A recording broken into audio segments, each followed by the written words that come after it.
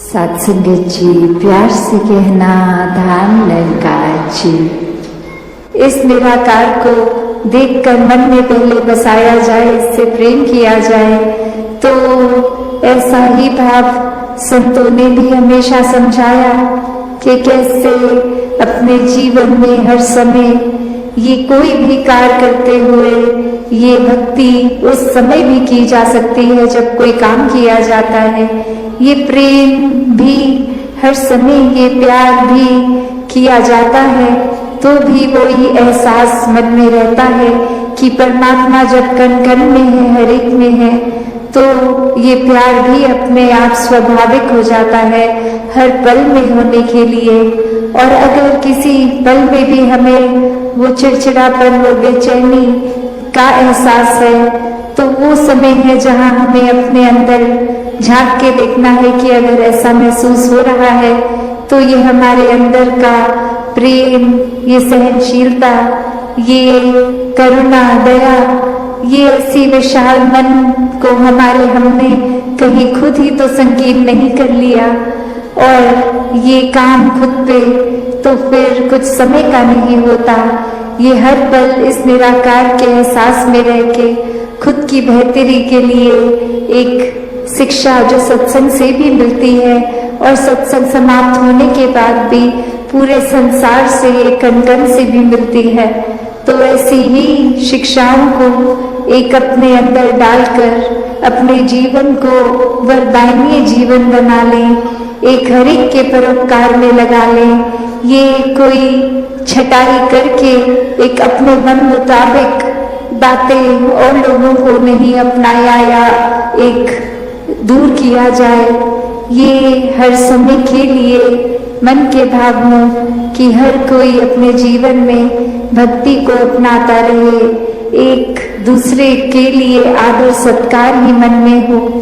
तो ऐसे जो बात ये बोलने के लिए तो बहुत ही बेसिक है, शायद कोई छोटे बच्चे को भी ये एक छोटी उम्र से स्कूल में भी शिक्षा के तौर पे एक मॉरल साइंस के रूप में भी बताया जाता है, तो फिर ये ताउम्र बात को क्यों रिपीट किया जाता है? तो बात वही कि अगर सीखा है तो हो सकता है वो कुछ पल के लिए उस तरह से बात प्रभाव छोड़े, पर अगर वो अंदर से ही बात रहती है तो वो हमेशा के लिए रहती है। उसकी कोई शेल्फ लाइफ छोटी कम देर के लिए नहीं। वो गुण फिर हम पहले खुद ही बन जाते हैं। तो जब हम खुद ही वो गुण बन गए, चाहे वो प्रेम बन गए, चाहे विशालता बन गए, चाहे अनेकों गुण जो भी हैं, वो बनते जाएंगे तो जीवन भर वो स्वभाव में भी टिकेगा।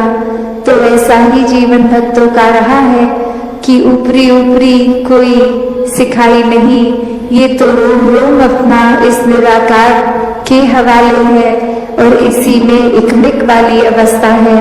तो ऐसा ही भक्ति भरा जीवन हर कोई जीता जाए, सेवा सिमरन और सत्संग को प्राथमिकता देते हुए अपने जीवन के हर काम किए जाएं, और उसमें भी फिर वो सेवा रूप ही होगा, चाहे वो किसी प्रकार का भी एक ठीक नियत से किया गया काम हो, कोई चतुर चालाकियां ना उसमें मिले।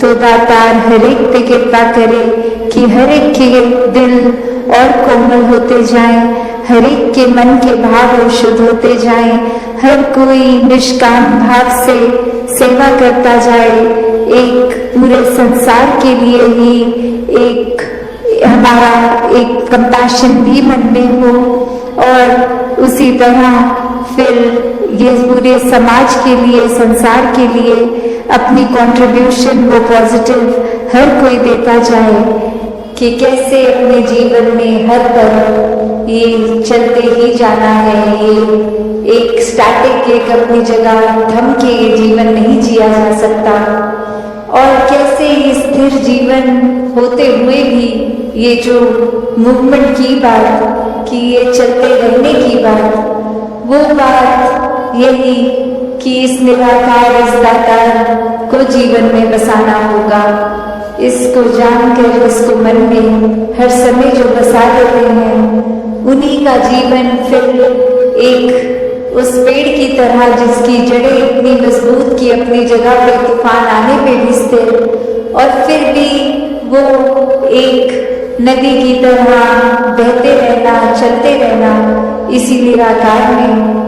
तो ऐसे जीवन को संत हमेशा जी कर दिखाते हैं कि कैसे कोई भी सिचुएशन हमें उस तरह से उनके काबू में नहीं आता। एक भक्त तो बस इस निराकार के ही रंग में होता है, और फिर चाहे कुछ भी आसपास चल रहा हो, ये एक बेपरवाह मन की तरह ये हमेशा निराकार में घूमता हुआ हर सिचुएशन को आराम से भक्त निकाल लेता है। तो एक कहानी भी दासी ने एक बार पढ़ी, जहाँ एक जगह पर एक इंसान को पता लगता है कि यहाँ कोई बहुत ही एक वाइज इंसान एक आए हैं जो बहुत ही एक सूझवान है, और उनके पास जाकर वो कहते हैं कि आपको मुझे पता है बहुत और भी मिलने आ रहे हैं, मैं ज़्यादा समय नहीं लूँगा, बस एक ऐसी कोई शिक्षा जो आप जीवन में कोई मुझे एक आध मिनट में देकर समय बचा लें, अपना भी और हमारा भी। तो ऐसी क्या वो एक अमूल्य बात होगी जो एक मिनट के अंदर एक शिक्षा जीवन भर की बन जाए। तो वो इंसान कहता है कि बस मूव ऑन, चलते चलो। और अब वो व्यक्ति ये सोच रहा है कि मैंने तो सुना था ये बहुत ही एक गहरे इंसान है, बहुत ही सूझवान है, वाइस है, और एक सेकंड का समय क्या ले लिया इन्होंने, तो बस मूव ऑन बोल दिया। तो ये तो जाने को बोल रहे हैं मुझे, मेरे से बात नहीं करना चाह रहे। और अभी इसी सोच विचार में वो इंसान 2 कदम पीछे होके उनसे सोचने ये बात लगा, और फिर 1-2 व्यक्ति और इस दौरान आके उस इंसान के प्रति अपने भाव रखते गए, चलते गए। और अब वो इंसान वहीं उस बात में अटक गया कि ये मुझे जाने को क्यों कह रहे हैं, और फिर से एक बार हिम्मत करके कहते कि अब ये आपने जो बात कही थी, ये बात आपने मुझे क्या कहा था कि मैं चला जाऊं, ये मूव ऑन करने की बात। और अब वो बुजुर्ग कहते हैं कि आप तो मेरी उस बात से भी अभी तक मूव ऑन नहीं हो पाए। तो ये कंपैरिजंस, ये तुलना जीवन में अक्सर हर दिन ही कहीं ना कहीं दिमाग में आ जाती है। चाहे वो कंपैरिजन फिर एक अपने लाइफस्टाइल का हो कि हम किस तरह का जीवन जी रहे हैं, क्या क्या सुख साधन है हमारे पास, क्या वो सुख साधन हमारे पास जो है वो एक दूसरों से बेहतर है कि नहीं है, क्या ये सारी चीजें जो एक जीवन में कामकाज करते करते एक संभालते हुए, खरीदते हुए चीजों को, एक घर बार एक माया रूप इकट्ठा कर बैठे हैं, क्या ये इसकी प्रशंसा की जा रही है और द्वारा, या फिर क्या कोई एक चीज दूसरे से बेहतर है, तब तक तो ये सुखदायी महसूस हो रहा है मन को। और जिस पल ये कि कैसे मैं अपने जीवन को एक नैरो माइंडेड दृष्टिकोण से ही देख रही थी कि ये दुख सिर्फ मेरा ही है, किसी और के हिस्से दुख नहीं आता, सभी ने खुशियां महसूस की हैं।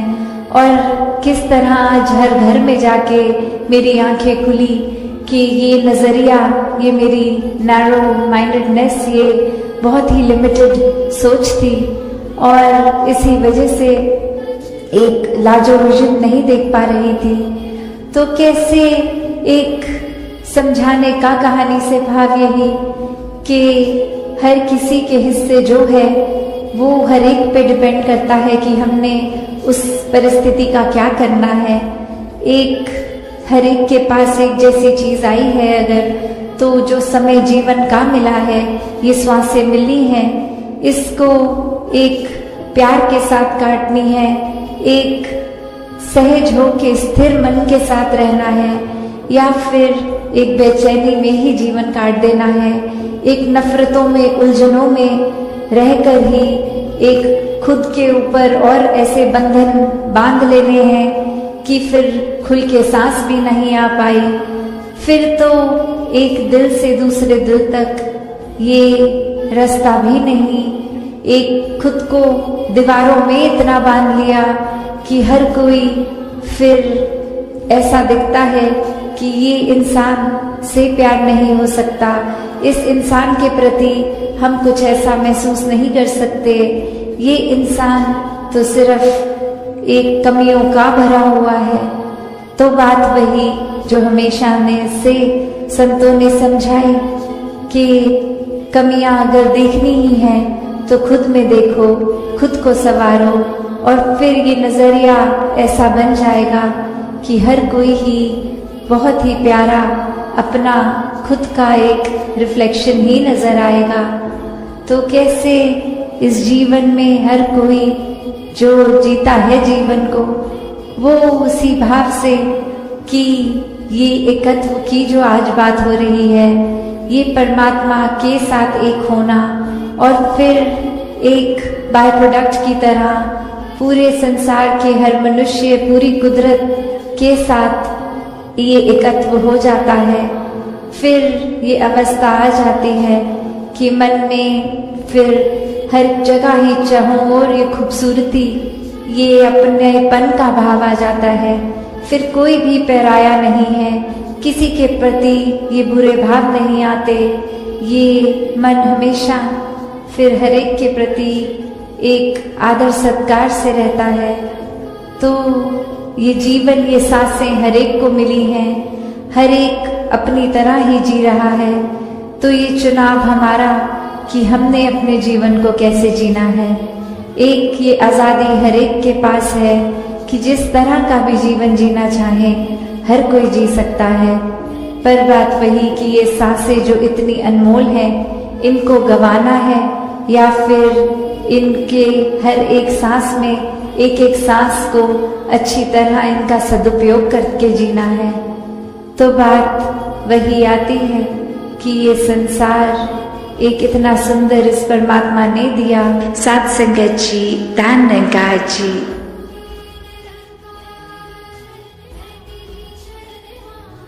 सात संगत जी, प्यार से कहना धाम निरंकार जी। इस निराकार को देखकर मन में पहले बसाया जाए, इससे प्रेम किया जाए। तो ऐसा ही भाव संतों ने भी हमेशा समझाया कि कैसे अपने जीवन में हर समय ये कोई भी कार्य करते हुए ये भक्ति उस समय भी की जा सकती है जब कोई काम किया जाता है। ये प्रेम भी हर समय, ये प्यार भी किया जाता है तो भी वो ही एहसास मन में रहता है कि परमात्मा जब कण कण में है, हर एक में है, तो ये प्यार भी अपने आप स्वाभाविक हो जाता है हर पल में होने के लिए। और अगर किसी पल में भी हमें वो चिड़चिड़ापन, वो बेचैनी का एहसास है, तो वो समय है जहाँ हमें अपने अंदर झांक के देखना है कि अगर ऐसा महसूस हो रहा है तो ये हमारे अंदर का प्रेम, ये सहनशीलता, ये करुणा, दया, ये ऐसी विशाल मन को हमने कहीं खुद ही तो संकीर्ण नहीं कर लिया, और ये काम खुद पे तो फिर कुछ समय का नहीं होता। ये हर पल इस निराकार के एहसास में रह के खुद की बेहतरी के लिए एक शिक्षा जो सत्संग से भी मिलती है और सत्संग समाप्त होने के बाद भी पूरे संसार से, एक कण-कण से भी मिलती है। तो ऐसी ही शिक्षाओं को एक अपने अंदर डालकर अपने जीवन को वरदायी जीवन बना लें, एक हर एक के परोपकार में लगा लें। ये कोई छटाई करके एक अपने मन मुताबिक बातें और लोगों को नहीं अपनाया या एक दूर किया जाए। ये हर समय के लिए मन के भाव हो कि हर कोई अपने जीवन में भक्ति को अपनाता रहे, एक दूसरे के लिए आदर सत्कार ही मन में हो। तो ऐसे जो बात ये बोलने के लिए तो बहुत ही बेसिक है, शायद कोई छोटे बच्चे को भी ये एक छोटी उम्र से स्कूल में भी शिक्षा के तौर पे एक मॉरल साइंस के रूप में भी बताया जाता है, तो फिर ये ताउम्र बात को क्यों रिपीट किया जाता है? तो बात वही कि अगर सीखा है तो हो सकता है वो कुछ पल के लिए उस तरह से बात प्रभाव छोड़े, पर अगर वो अंदर से ही बात रहती है तो वो हमेशा के लिए रहती है। उसकी कोई शेल्फ लाइफ छोटी कम देर के लिए नहीं। वो गुण फिर हम पहले खुद ही बन जाते हैं। तो जब हम खुद ही वो गुण बन गए, चाहे वो प्रेम बन गए, चाहे विशालता बन गए, चाहे अनेकों गुण जो भी हैं, वो बनते जाएंगे तो जीवन भर वो स्वभाव में भी टिकेगा।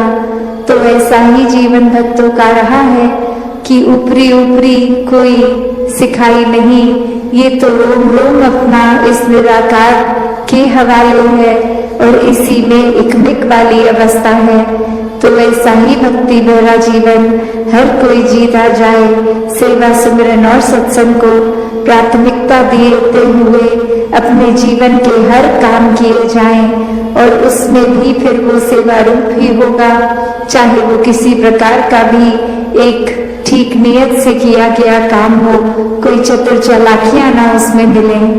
तो दातार हर एक पे कृपा करे कि हर एक के दिल और कोमल होते जाएं, हर एक के मन के भाव शुद्ध होते जाएं, हर कोई निष्काम भाव से सेवा करता जाए, एक पूरे संसार के लिए ही एक हमारा एक कंपैशन भी मन में हो और उसी तरह फिर ये पूरे समाज के लिए, संसार के लिए अपनी कंट्रीब्यूशन को पॉजिटिव हर कोई देता जाए कि कैसे अपने जीवन में हर तरह ये चलते ही जाना है। ये एक स्टैटिक एक अपनी जगह थम के ये जीवन नहीं जिया जा सकता और कैसे स्थिर जीवन होते हुए भी ये जो मूवमेंट की बात कि ये चलते रहने की बात, वो बात यही कि इस निराकार इस दातार को जीवन में बसाना होगा। इसको जानकर इसको मन में हर समय जो बसा लेते हैं, उन्हीं का जीवन फिर एक उस पेड़ की तरह जिसकी जड़ें इतनी मजबूत की अपनी जगह पे तूफान आने पे भी स्थिर और फिर भी वो एक नदी की तरह बहते रहना, चलते रहना इसी निराकार में। तो ऐसे जीवन को संत हमेशा जी कर दिखाते हैं कि कैसे कोई भी सिचुएशन हमें उस तरह से उनके काबू में नहीं आता है। एक भक्त तो बस इस निराकार के ही रंग में होता है और फिर चाहे कुछ भी आसपास चल रहा हो, ये एक बेपरवाह मन की तरह ये हमेशा निराकार में रोता हुआ हर सिचुएशन को आराम से भक्त निकाल लेता है।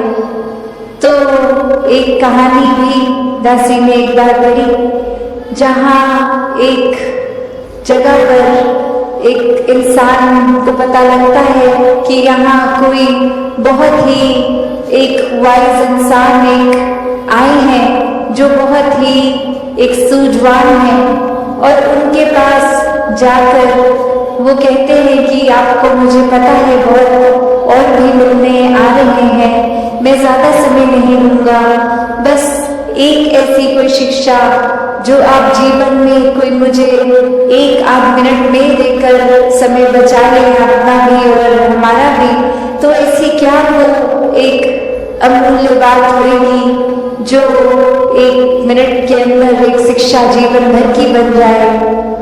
तो वो इंसान कहता है कि बस मूव ऑन, चलते चलो। और अब वो व्यक्ति ये सोच रहा है कि मैंने तो सुना था ये बहुत ही एक गहरे इंसान है, बहुत ही सूझवान है, वाइस है, और 1 सेकंड का समय क्या ले लिया इन्होंने, तो बस मूव ऑन बोल दिया। तो ये तो जाने को बोल रहे हैं मुझे, मेरे से बात नहीं करना चाह रहे। और अभी इसी सोच विचार में वो इंसान 2 कदम पीछे होके उनसे सोचने ये बात लगा और फिर 1-2 व्यक्ति और इस दौरान आके उस इंसान के प्रति अपने भाव रखते गए, चलते गए और अब वो इंसान वहीं उस बात में अटक गया कि ये मुझे जाने को क्यों कह रहे हैं, और फिर से एक बार हिम्मत करके कहते कि अब ये आपने जो बात कही थी, ये बात आपने मुझे क्या कहा था कि मैं चला जाऊं, ये मूव ऑन करने की बात, और अब वो बुजुर्ग कहते हैं कि आप तो मेरी उस बात से भी अभी तक मूव ऑन नहीं हो पाए। तो ये कंपैरिजंस, ये तुलना जीवन में अक्सर हर दिन ही कहीं ना कहीं दिमाग में आ जाती है। चाहे वो कंपैरिजन फिर एक अपने लाइफस्टाइल का हो कि हम किस तरह का जीवन जी रहे हैं, क्या क्या सुख साधन है हमारे पास, क्या वो सुख साधन हमारे पास जो है वो एक दूसरों से बेहतर है कि नहीं है, क्या ये सारी चीजें जो एक जीवन में कामकाज करते पैसे आईने के सामने रोज हम सुबह खड़े होते हैं, दिन में कई बार खड़े होते होंगे। जो शक्ल सूरत अपनी दिखाई देती है वो हमारी जिस्मानी शक्ल सूरत ज़रूर है, उस तल तक तो हमें पहचान है ही है। हमें क्या, हमारे जानने वालों को भी है, हमारी शक्ल सूरत से वो भी वाकिफ़ हैं और हम तो हैं ही हैं, रोज़ अपनी शक्ल देखते हैं। लेकिन दरअसल ये असली हमारी सूरत नहीं है, ये हमारी असली पहचान नहीं है। वो है आत्मा के रूप में है, आत्म रूप में है, वो हमारी ट्रू एंटिटी है, वो हमारी असल पहचान है, हमारा असली अस्तित्व है। और उसी से अनजान होते हैं, इसलिए कहा जाता है कि सेल्फ रियलाइजेशन करनी है, अपने आप को जानना है। और अपने आप को जानेंगे कब? जैसे अभी भी ये शारीरिक शक्ल सूरत और उस सूरत की पहचान हमारे अपने आप को मालूम होती है, वो आईने के कारण है। अगर आईना हमने कभी देखा ही ना हो तो अपनी सूरत से भी अनजान रहेंगे, अपने आप की भी पहचान नहीं होगी। कभी आप अंदाज़ा लगाइए कि किसी ने कभी भी आईना ना देखा हो, अपनी सूरत ना देखी हो, और कोई कैमरा के साथ उसी की तस्वीर खींच के उसी के सामने रख दे तो वो सोच में ही पड़ा रहेगा, पता नहीं कौन है ये, क्योंकि अपनी शक्ल से वो अनजान है। तस्वीर उसी के शक्ल की खींच के उसी के हाथों में दे दी गई, लेकिन परेशान हो रहा है, हैरान हो रहा है कि ये कौन है, क्योंकि वो अपनी सूरत से अनजान है। इसी तरह से क्योंकि आत्मा इस परमात्मा का बोध इसने नहीं किया, यही वो असल में आईना है। ये परमात्मा इसका मूल भी है और इसी से ही इसका बोध भी होना है।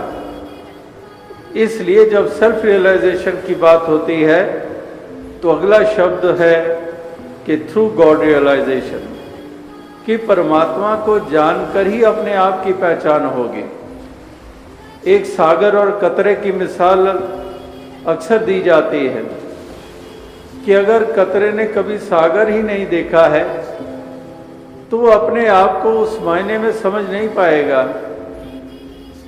तो इसी तरह से ये आत्मा अपने मूल परमात्मा की जब पहचान करती है तो अपने आप की पहचान हो जाती है, और फिर अपनी जब पहचान होती है इस मूल को जानकर तो फिर वास्तविकता में इसके भ्रम मिट जाते हैं। यही आत्मा शरीरों में रह रहकर अपने आप को शरीर मान लेती है और शरीर के साथ जुड़े हुए सब सिलसिले अपनी पहचान वो बनाती चली जाती है। होती नहीं है उसकी असली पहचान, जैसे अभी कहा, लेकिन क्योंकि शरीरों में रह रहकर ये अपनी पहचान वही बनाती चली जाती है, वही मानती चली जाती है, उसी के साथ अपने आप को आइडेंटिफाई करती चली जाती है। मैं सिख, मैं ईसाई, मैं ब्राह्मण, मैं क्षत्रिय, मैं हरिजन, मैं वैश्य, मैं शूद्र, मैं राजस्थानी, मैं गुजराती, मैं पंजाबी, मैं अमेरिकन, मैं चाइनीज़, मैं कैनेडियन, मैं अरबी, मैं यूरोपियन। तो इस तरह की पहचानें बनती चली जाती हैं। तो महापुरुष संत जनों ने इसलिए इंसान को ये समझाने के प्रयास किए कि अगर अपने स्वयं हमारी स्वयं की पहचान हमें मिल जाती है तो ये बाहरी पहचानें हमारे लिए फिर झगड़ों के कारण नहीं बनेगी, जिसके कारण हम झगड़ पड़ते हैं। मेरी पगड़ी तेरी टोपी, तू भी पगड़ी पहन ले नहीं तो गर्दन उड़ा दूंगा। मैं जिस पैगंबर की इबादत करता हूँ तू भी उसकी कर ले नहीं तो काफिर तो तू हो ही गया और इसी के कारण तुझे जिंदा जला दिया जाएगा। मेरी जाति ऊंची तू नीची जाति वाला, और इसी के कारण उस पे जुल्म, जिस कुएं से पानी मैं भरता हूं तो उसके नज़दीक भी नहीं आ सकता है। यानी कि कैसी कैसी पहचानें जो हमारी बाहरी बनी, उसी के कारण हम ऐसे उलझाव में आ गए कि हम वैर, ईर्ष्या, नफरत, हिंसा ही करते चले गए। तो इसलिए महापुरुष कहते हैं कि अगर स्वयं की पहचान हो जाती है तो स्वयं की पहचान मूल की पहचान से हुई। और मूल क्या सिख है, परमात्मा क्या सिख है, क्या ईसाई है, यहूदी है, ब्राह्मण है या वैश्य है या हरिजन है, पंजाबी है या सिंधी है या गुजराती है, परमात्मा की कोई ऐसी पहचान नहीं है। परमात्मा एक ऐसी निर्मल परम सत्ता है।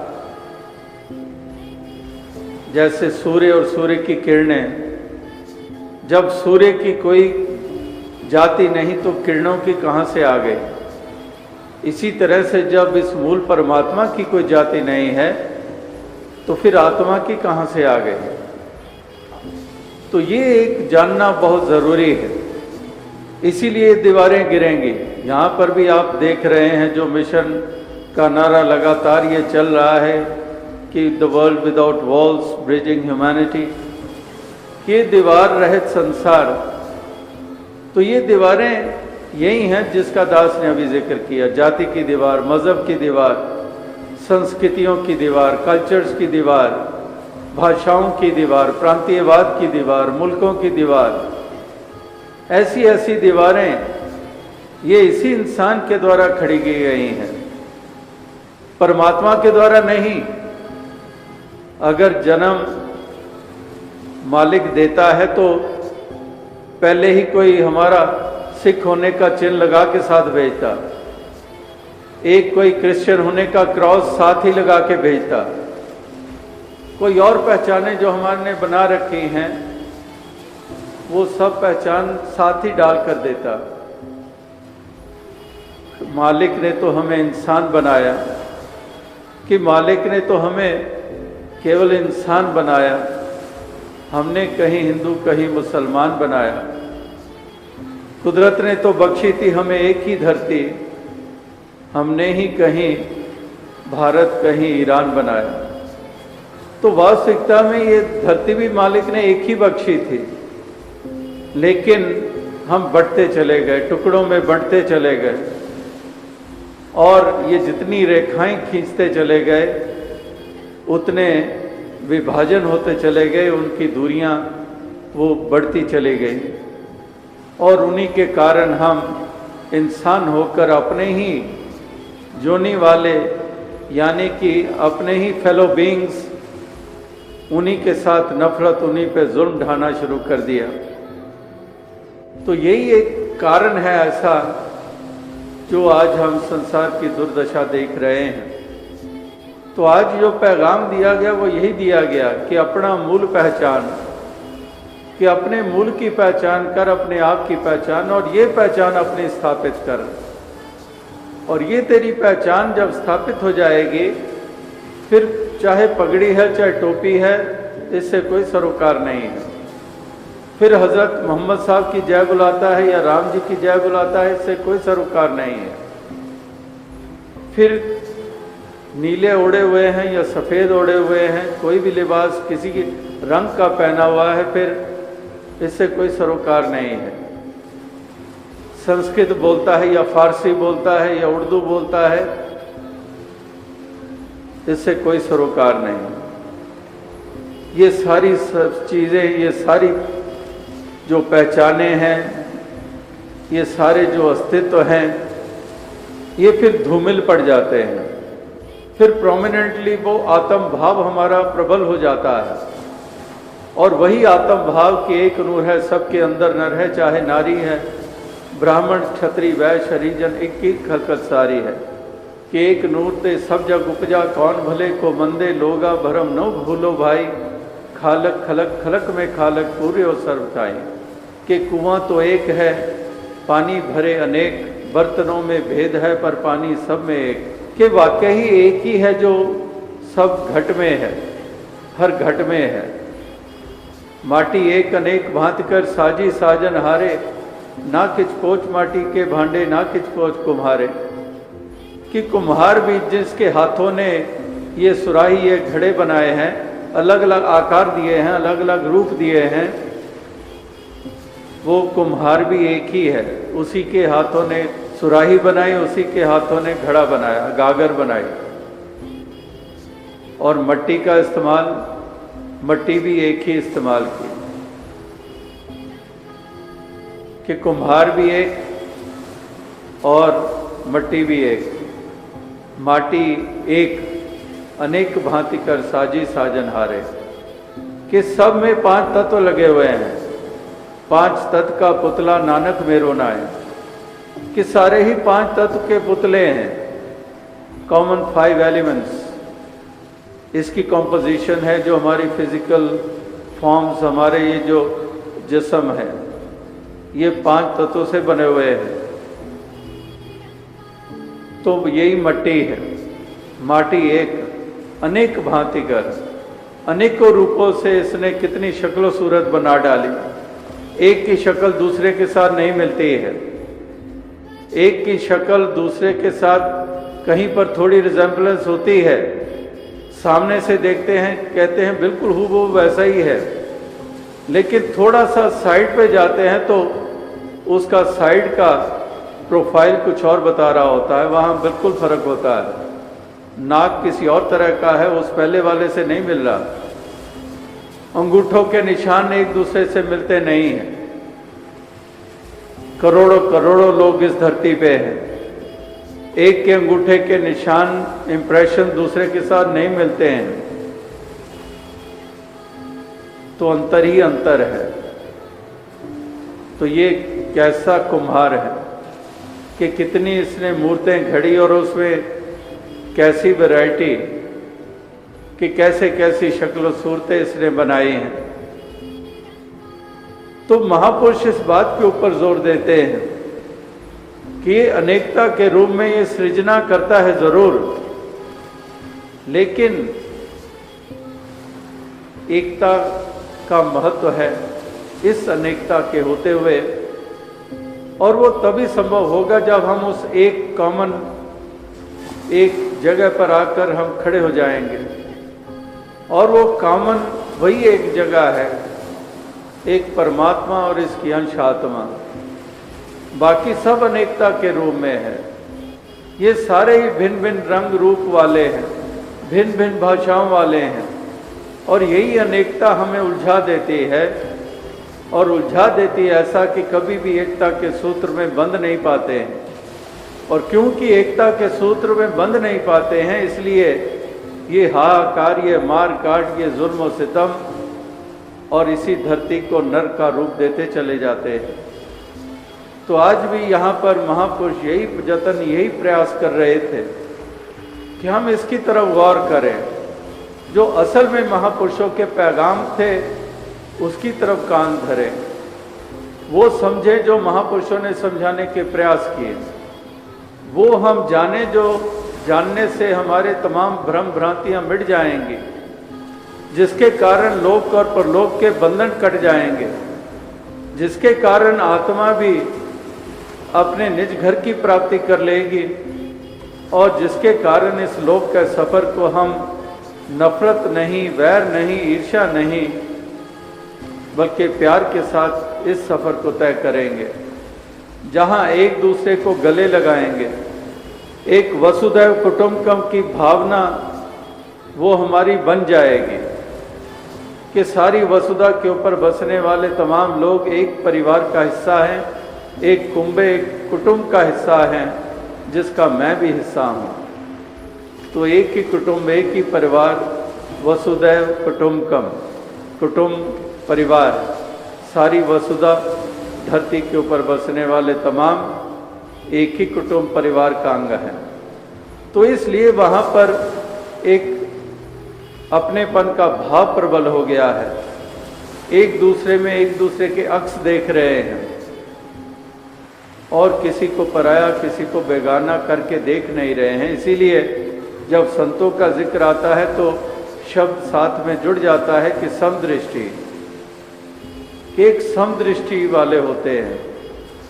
समदृष्टि का मतलब यही है कि वो उस दृष्टि से देख रही है जो सम करके देख रही है, ऊंचा नीचा करके नहीं देख रही है, जो जाति की नज़र से नहीं देख रही है, जो मजहब की नज़र से नहीं देख रही है, जो औरत या मर्द करके नहीं देख रही है। वो समदृष्टि यानी कि वही एक नूर के दर्शन हो रहे हैं, जो कि औरत में भी है, मर्द में भी है। ये नहीं कि औरत में उसकी मिकदार कुछ कम है और मर्द में ज़्यादा है, पगड़ी वाले में ज़्यादा है और टोपी वाले में कम है। नहीं, एक ही नूर, एक जैसा ही सब में है। तो इसलिए वहाँ पर फिर अपनेपन का भाव प्रबल हो गया। फिर एक दूसरे के करीब आए, एक दूसरे के हितैषी बन गए और एकता के सूत्र में बंध गए।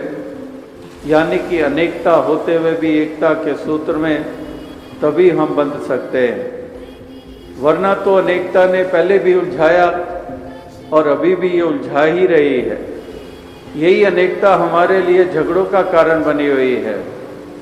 तो महापुरुष संत जन वो यही संदेश, यही पैगाम दे रहे हैं कि हम इस संसार में एकता को मजबूत करें, एकत्व का भाव जो है वो हमारा मजबूत हो और हम सभी एकता के सूत्र में बंध जाएं, एक दूसरे के बैरी ना बने। ना को बैरी ना ही बेगाना, सगल संग हमको बने आई, कि कोई पराया कोई बेगाना ना हमें नजर आए, सगल संग हमको बने आई।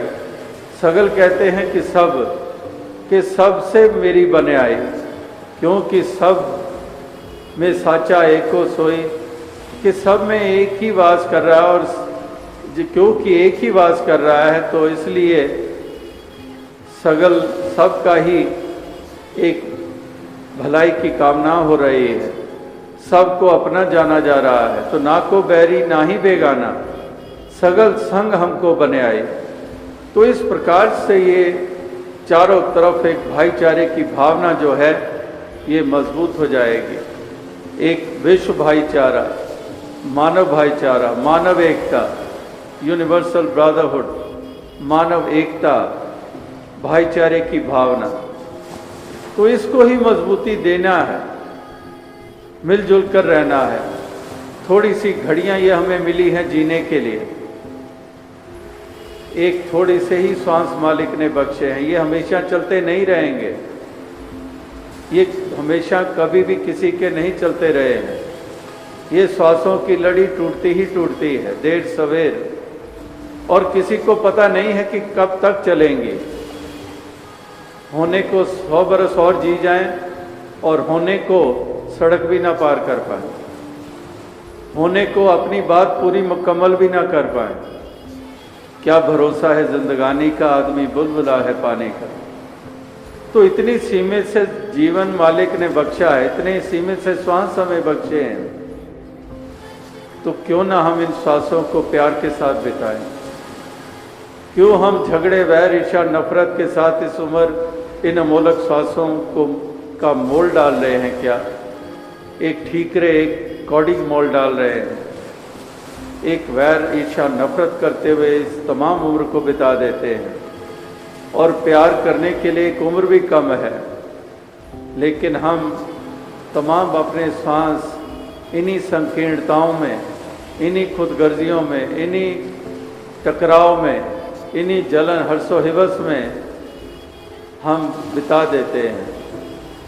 और ऐसा जो करते हैं उनसे ज़्यादा नादान और मूर्ख कोई हो नहीं सकता है कि अमोलक श्वासों का क्या यही मोल डाला, यही कीमत डाली, मालिक की तरफ से तो डाली गई। इसीलिए ये इंसानी जन्म पाना भाग्य की बात मानी गई। तो मालिक ने तो कीमत डाली जब हमें इंसानी जन्म दे दिया, लेकिन हमने ही उसका क्या हश्र किया। हमने खुद ही अपनी कीमत नहीं डाली। हम खुद ही इंसानियत का रास्ता छोड़कर हैवानियत के रास्ते पे चल निकले। हमें तो इंसान ही पैदा किया था, लेकिन हम ही दूसरे रास्ते पे चल निकले, विपरीत रास्ते पे चल निकले। हम ही जो प्यार का दामन छोड़ बैठे, हम ही हैं जो नफरत की दीवारें खड़ी करने लग पड़े। और इस प्रकार से हमने ही अपने घरों, अपने समाज, अपने मुल्क और विश्व को हमने दोज़ख के रूप दिए।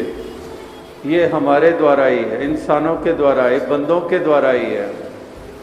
और वो उसका कारण यही है, जहाँ से बात आरंभ हुई कि अज्ञानता में है, अज्ञानता में है, अज्ञानता का अंधकार ढो रहे हैं, सवेरा जीवन में आया नहीं है, लौ जगी नहीं है, रोशनी हुई नहीं है, और इसी अंधकार में हम चलते चले जा रहे हैं, अंधेरा ढोते चले जा रहे हैं, कहीं पहुंच नहीं पा रहे हैं। जहाँ पर पहुंचना है वहाँ पहुंच नहीं पा रहे हैं। और इसी तरह से अमोलक श्वास हाथों से निकल जाते हैं और फिर कुछ बनता नहीं है, और दृगाकार मिलती है, लानत पड़ती है कि इसको दृगाकार है कि जो करना था वो किया नहीं, जो पाना था वो पाया नहीं, जिस प्रकार से जीना था उस प्रकार से जिया नहीं। तो कहते हैं कि दृगाकार है ऐसा जीवन, लानत मिलती है उसको, 100 लानत मिलती है। और जो ऐसा कर लेता है, जो संतों महात्माओं ने संदेश दिए उसको पूरा कर देता है, तो फिर वास्तविकता में उसको शाबाशी मिलती है, उसको इनाम मिलता है। तो इस प्रकार की सूझबूझ का प्रमाण ये सभी देते चले जाएं। ऐसी शुभकामना, ऐसी प्रार्थना, ऐसी अरदास है कि दातार कृपा करे कि सबको सुमति दे, सबको जागरूकता दे, सबको ऐसी जागृति मिले ताकि हकीकत में सभी स्थित हो जाए, अपनी असली पहचान बनाते चले जाएं और विपरीत रास्ते को छोड़ते चले जाएं, तजते चले जाएं वो मार्ग जिस मार्ग पर चलने वालों का पहले भी नुकसान हुआ है, पहले भी वो पतन की ओर गए हैं। चाहे वो नफरत करने वाले थे, चाहे वो जुल्म करने वाले थे, चाहे वो झूठे अभिमान करने वाले थे, चाहे हुकूमत के अभिमान करने वाले, ताकत का अभिमान करने वाले, दौलत का अभिमान करने वाले, जो इस तरह से दूसरों को कीड़े मकोड़े समझने वाले, अपने आप को ऊंचा मानने वाले।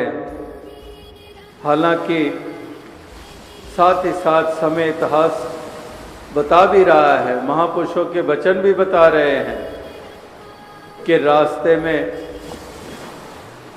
एक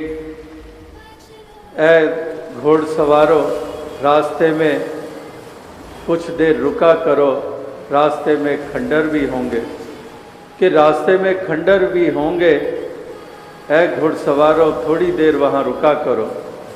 यानी कि शायर का मतलब यही है कि वो जताने के लिए कि ये जो खंडर आज नज़र आ रहे हैं तुम्हें, अभी तो तुम घोड़े दौड़ा रहे हो, पता नहीं कितनों को मसल कर कुचल कर आगे बढ़ रहे हो।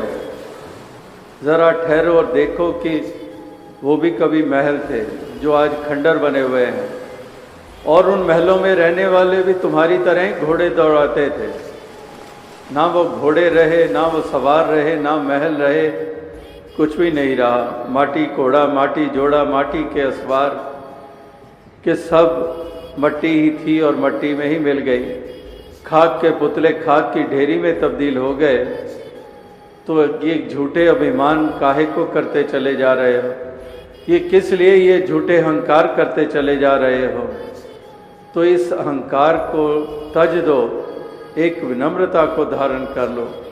कैसे कैसे अहंकारी जैसे यही मानकर चलते आए कि हम ही हैं, हम ना हो तो कुछ भी ना हो, हम ही हैं जो सारे सिलसिले निभा सकते हैं।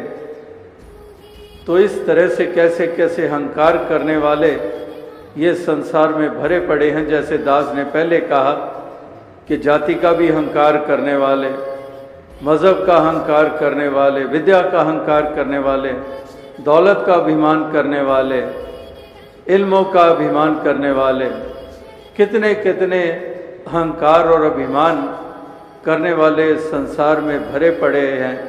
पहले भी और आज भी हमें ऐसे अभिमानी देखने को मिलते हैं, और वो ऐसे अपने आप को प्रमाण देते हैं कि वाकई ही वो किस दर्जे के हैं, उनकी सोच क्या है, उनकी अवस्था क्या है, कैसी एक प्रबल उनकी एक कर्ता भाव है कि हम ही हैं और कोई नहीं है, हम ही हैं जो ये सब कर सकते हैं और कोई नहीं कर सकता है। तो इस प्रकार से कैसे कैसे अहंकार और अभिमान करने वाले संसार में भरे पड़े हैं, अपनी मूर्खता के प्रमाण देते हैं, अपनी नादानी के प्रमाण देते हैं, क्योंकि इतिहास से भी नहीं कुछ सीखा कि मैं मेरा जो करते रहे वो कहीं पर उनके नामो निशान नहीं रहे। 1 लख पूत 1.25 लाख नाती, 13 वर्ण कर दिया न बाती। इतिहास भी पढ़ते हैं, महापुरुषों के वचन भी पढ़ते हैं, लेकिन कहीं पर भी कुछ सीखने को तैयार नहीं, और उसी तरह से चलते चले जाते हैं।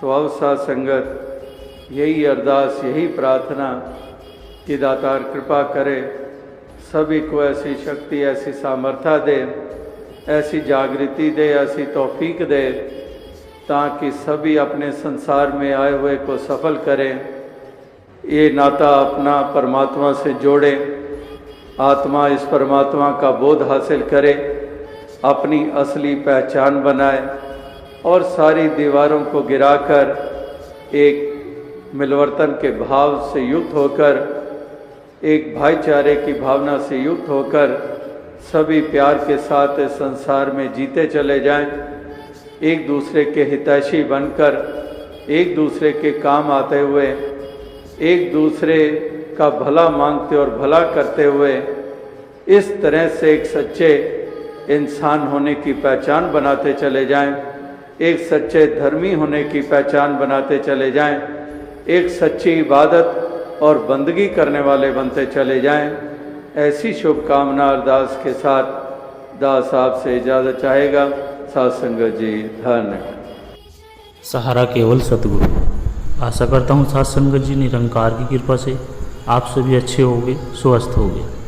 साथ संगत जी, आप जी के चरणों में बहुत ही सुंदर प्रेरणादायक कहानी विचार, जिसका विषय है सहारा केवल सतगुरु का। तो आइए साथ संगत जी जानते हैं इस प्रेरणादायक कहानी के माध्यम से। साथ संगत जी, इस संसार में जब सब रास्ते बंद हो जाते हैं, जब अपने भी पराये हो जाते हैं, जब जीवन की कश्ती बीच भंवर में फंस जाती है, तब कौन होता है जो डूबते को बचाता है? वो न कोई रिश्ता होता है, न कोई पद, न कोई धन, न कोई यश। उस समय अगर होता है तो वो होता है बस सतगुरु। सतगुरु कोई सामान्य व्यक्ति नहीं, वो परमात्मा का दूत होता है जो हमारे अंधकार में प्रकाश बनकर आता है। सतगुरु का सहारा उस पत्थर जैसा है जिस पर चढ़कर हम जीवन की नदी पार कर सकते हैं। साथ संगत जी, आज हम सुनेंगे एक ऐसी गहराई से भरी प्रेरणादायक कहानी, एक आत्मकथा जो जीवन में बहुत कुछ खो बैठती है, पर जब उसे सतगुरु का सहारा मिला तब उसने सब कुछ पा लिया। चलिए सुनते हैं साथ संगत जी, सहारा केवल सतगुरु। साथ संगत जी, कहानी शुरू होती है एक छोटे से गांव चिंतनपुर से। जहाँ एक युवक रहता था जिसका नाम विराट था। विराट पढ़ा लिखा, होशियार, पर अंदर से खोखला था। माता पिता का बचपन में ही निधन हो गया था। रिश्तेदारों ने उसे पाला और बचपन से ही तिरस्कार और अकेलेपन ने उसके जीवन को अंधेरे में ढकेल दिया था। विराट ने शहर जाकर नौकरी की, अच्छी तनख्वाह, सुविधाएं, लेकिन मन को शांति नहीं मिली। ऑफिस से धोखा हुआ, नौकरी चली गई। जिस लड़की से प्यार किया उसने किसी और से शादी कर ली। एक दुर्घटना में पैर भी घायल हो गया। सब कुछ जैसे खत्म हो रहा था।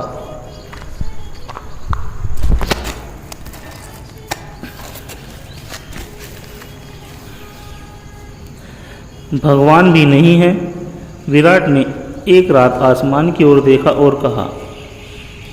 उसी रात वह पार्क की बेंच पर बैठा था जहां एक वृद्ध संत वहां से गुजर रहे थे। उन्होंने विराट को देखा और बिना कुछ कहे एक पंक्ति बोली कि जिसका कोई नहीं होता उसका सतगुरु होता है।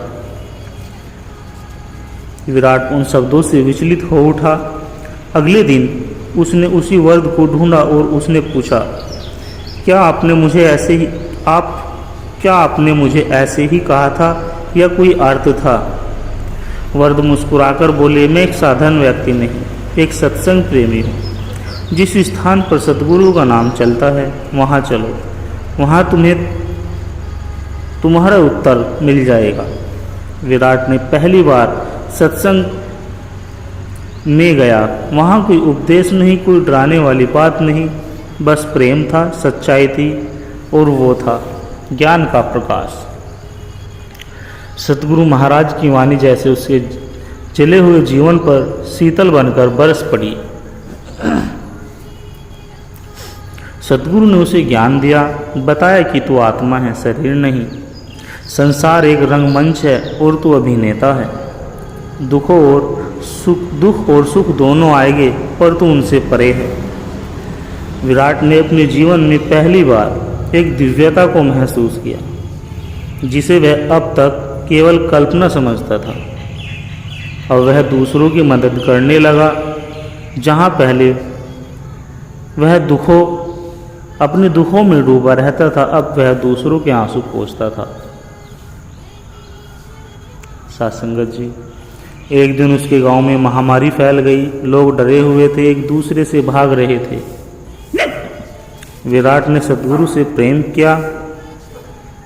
विराट ने सतगुरु से प्रार्थना की कि मुझे भी शक्ति दो प्रभु, मैं इनकी सेवा करना चाहता हूँ। सतगुरु की कृपा से उसमें असीम सहारा आ गया। उसने कई जीवन बचाए। गांव वालों की दृष्टि में विराट अब केवल एक व्यक्ति नहीं, बल्कि एक प्रेरणा बन गया।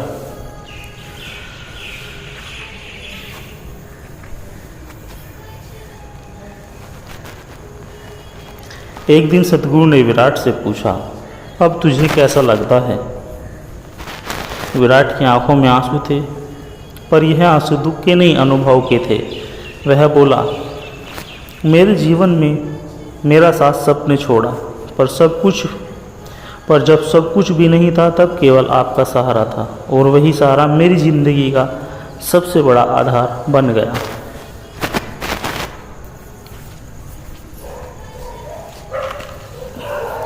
साथ संगत जी, है कहानी हमें सिखाती है कि जीवन की सबसे बड़ी दौलत सतगुरु का सहारा है। जब संसार साथ छोड़ दे, जब अपनी ही पहचान मिट जाए, जब मन जीवन से हार जाए, उस समय यदि कोई साथ तुम्हारा हाथ पकड़कर तुम्हें चलना सिखाता है तो वह है सतगुरु।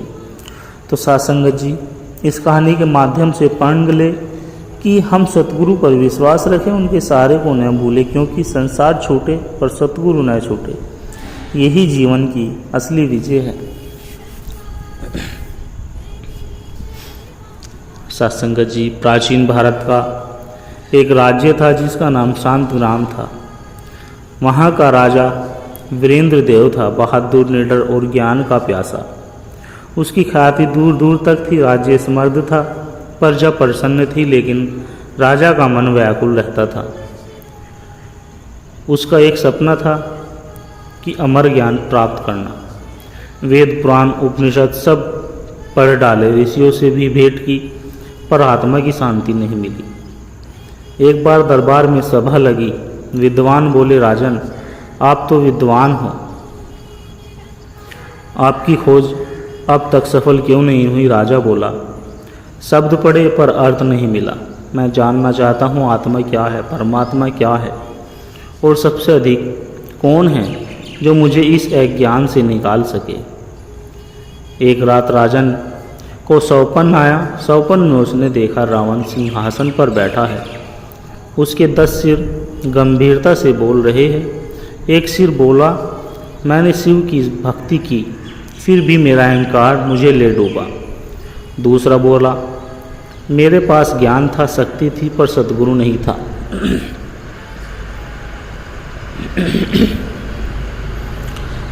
एक तीसरे शर ने कहा, अगर मुझे कोई सच्चा मार्ग दिखाने वाला होता तो मैं पतन से बच जाता।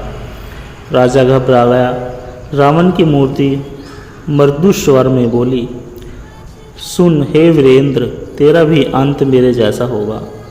अगर तू स्वयं को ज्ञानवान समझता रहा लेकिन सद्गुरु की शरण में नहीं गया। सौपन टूट गया। राजा ने माथे पर पसीना पूछा। अगली सुबह राजा ने घोषणा की, अब मैं राज्य छोड़कर निकल रहा हूँ, और वह भी सद्गुरु की खोज में। मंत्रियों ने विरोध किया, रानियों ने रोका, पर राजा चल पड़ा।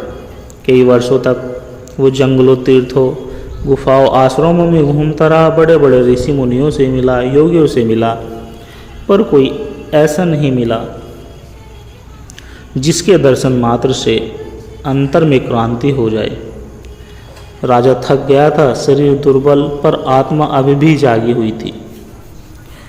एक दिन एक छोटे से गांव में राजा पहुंचा, भूखा, थका हुआ और प्यासा। वहां एक वृद्ध लकड़हारा मिला जो बेहद शांत था। उसका चेहरा प्रकाशमान था। उसने राजा को रोटी दी, पानी दिया और फिर बैठाकर बोला, राजन क्या खोज रहे हो इतने वर्षों से? राजा चंकित, आपको कैसे पता चला कि मैं राजा हूँ? बूढ़ा मुस्कुराया। जिसे सतगुरु की दृष्टि मिल जाए वह सब कुछ देख सकता है। राजा स्तब्ध रह गया। वह बोला, क्या आप ही मेरे सतगुरु हैं? बूढ़े ने धीरे से कहा, नहीं, मैं सतगुरु नहीं, लेकिन उनका दास हूँ। अगर सच्ची प्यास है तो मैं तुम्हें उनके पास ले चलूँगा। राजा वृद्ध के साथ एक निर्जन स्थान पर गया। वहाँ एक साधारण सा व्यक्ति वृक्ष के नीचे बैठा था। न गेरुआ वस्त्र, न कोई अडंबार। राजा ने देखा उसके भीतर कुछ कांपा गया। आंखें मिली और राजा की आंखों से अश्रुधारा बह चली। वर्षों की खोज जैसे वहीं समाप्त हो गई हो।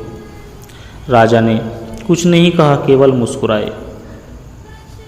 राजा के मन में विचार उठा, यह कैसे संभव है? बिना बोले ही मेरी आत्मा को इतनी शांति कैसे मिल गई? सद्गुरु ने कहा, बोलकर नहीं, मौन से ही आत्मा को मार्ग मिलता है। तू अपने शब्दों में अटक रहा, मैं तेरे मौन को जानता हूँ। राजा ने सिंहासन छोड़ दिया। उसने प्रण किया, अब मैं केवल सेवा करूँगा। वह गांव-गांव जाकर लोगों को प्रेम, नम्रता और सद्गुरु की महिमा समझाने लगा। उसने उस सत्य को पाया था जो वर्षों से केवल पुस्तकों में ढूंढ रहा था। एक दिन जब वह अपने गुरुदेव के चरणों में बैठा था तो उसने पूछा, गुरुदेव, आपने मुझे क्या दिया जिससे मैं बदल गया? सतगुरु ने उत्तर दिया, मैंने कुछ नहीं दिया, तूने सब कुछ छोड़ा और समर्पण किया। मैंने केवल तेरे भीतर छिपे परमात्मा को जगा दिया। राजा अब साधक बन गया। लोग उसे अब राजा नहीं, सेवक वीर कहते थे। वह सिखाता था, जिसका कोई नहीं होता उसका सतगुरु होता है, और जिसको सतगुरु मिल जाता है उसे सब कुछ मिल जाता है। उसकी एक ही पंक्ति प्रसिद्ध हो गई, और वह भी पूरे देश में, कि जिसने सतगुरु को अपना सहारा बना लिया उसने जीवन की हर हार को जीत में बदल लिया। साथ संगत जी, प्राचीन समय की बात है। एक गांव था जिसका नाम पावनपुर था। वहाँ एक कुमार मिट्टी के बर्तन बनाने वाला रहता था जिसका नाम नारायण। वह सुंदर घड़े कलश दीपक बनाता था, लेकिन उसमें बहुत घमंड था। वह कहता था, मैं ही सृष्टि का निर्माता हूँ, मैं मिट्टी को आकार दे रहा हूँ, मेरे हाथों में सर्जन है। एक दिन गांव में एक संत आए। उन्होंने नारायण को काम करते हुए देखा और मुस्कुराकर कहा, क्या तुम सच में खुद को सृष्टिकर्ता मानते हो? नारायण ने तुनतुनाकर कहा, और क्या, देखिए ये घड़ा, ये दिया, ये सब मैंने बनाया है। संत बोले, अच्छा, क्या तुम मिट्टी बना सकते हो? नारायण चुप हो गया। संत ने कहा, जिस मिट्टी पर तुम्हें घमंड है वो भी तुझे प्रकृति ने दी। असली सृजनकर्ता वो है जिसने तुझे और तेरे हाथों को बनाया। नारायण चिढ़ गया। वह बोला, आप जाओ यहाँ से, मैं साधु संतों की बातें नहीं मानता। संत मुस्कुराकर बोले, आज नहीं मानोगे, लेकिन जब जीवन की चाक घुमाना बंद कर देगी, जब जीवन की चाक घूमना बंद करेगी, तब खुद ढूंढोगे सतगुरु का सहारा। कुछ वर्षों बाद गांव में अकाल पड़ा, खेती बर्बाद हो गई, व्यापार ठप हो गए, लोग पलायन करने लगे। नारायण का काम ठप हो गया। एक दिन उसके हाथ में एक कलश टूट गया और साथ ही उसका आत्मविश्वास भी। पत्नी बीमार हो गई, बेटा दुर्घटना में घायल हो गया। नारायण डॉक्टरों, तांत्रिकों और मस्जिदों के चक्कर काटता रहा।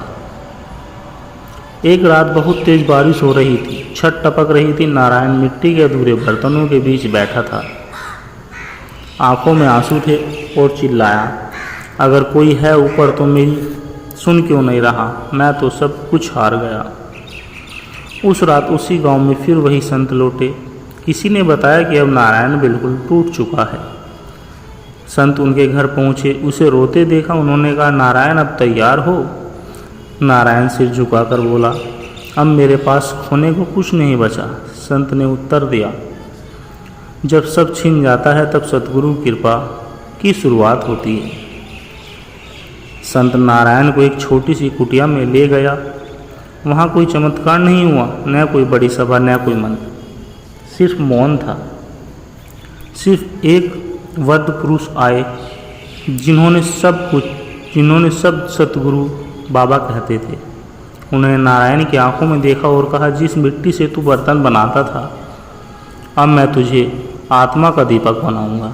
नारायण रो पड़ा। सतगुरु बोले, जब तू मिट्टी में अपने को सर्वश्रेष्ठ समझता था तब तेरा घड़ा अंदर से खाली था। अब जब तू टूट गया है तब तुझे बढ़ने का समय आ गया है।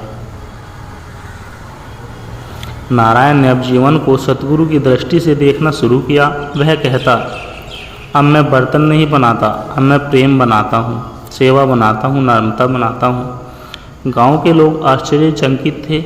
नारायण बदल गया था। उसने सतगुरु से कहा, मैं भी अब किसी को सहारा देना चाहता हूँ जैसे आपने मुझे दिया। सतगुरु बोले, सहारा वो ही दे सकता है जो स्वयं के सहारे में समर्पित हो चुका हो, तो अब दूसरों को मिट्टी से मुक्त कर सकता है। कुछ वर्षों में नारायण एक प्रसिद्ध सेवक बन गया। गरीबों की मदद करता, सत्संग करता और सतगुरु की महिमा का गुणगान करता।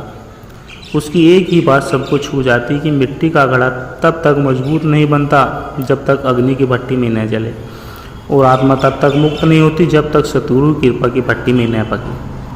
सत्संग जी, उसकी मृत्यु भी एक दिव्य भाव से हुई।